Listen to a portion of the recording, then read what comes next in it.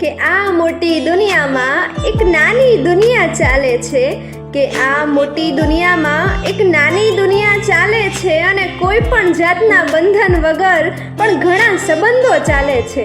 એવા વ્યક્તિ કે જેમને કદાચ તમારું નામ પણ ખબર નથી અને એમને તમારું કંઈ કામ પણ નથી, પણ દરરોજ માત્ર એક હાથ ઊંચો કરીને ખબર અંતર પૂછવાના વ્યવહાર છે અને તમને જોઈને એવા તો હરખાય છે ને જાણે કે એમના મન આ જ તહેવાર છે.